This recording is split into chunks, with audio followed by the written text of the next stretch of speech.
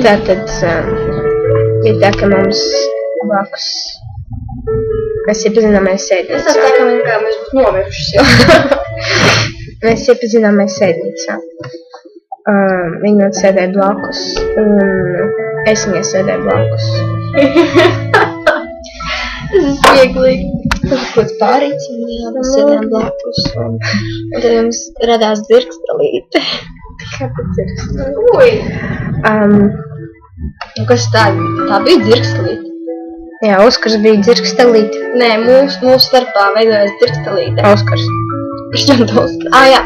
Viņš bija tas tornis, kurš izvadīja šo te dzirkstelīti. Viņš sēdēja, es neatceros, laikam priekšā, te Galtas, es, Līvija un te Oskars, tur bija Kristaps, tur vēl kaut kādi tur klases biedri. Un viņš sāka spēlēties ar ēdīnu. Spēlēties? Un vispār rītā. Viņš sāka iespļot Kristapam šķīvī. Un kā tu to nosauks? Nespēlēšanās? Mītošanās reibī. Labi, spēlēšanās, mītošanās. Viņš iespļāva Kristapam makaronu šķīvi.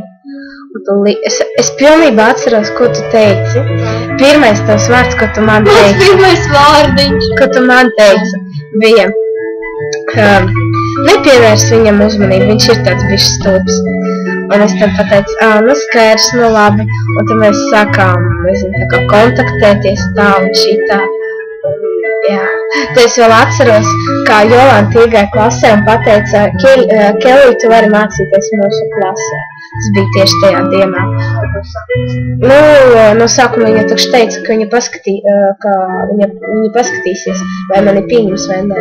Viņa iegāja klasē un pateica, ka es varu mācīties skolā ar Līviju klasē. Jā.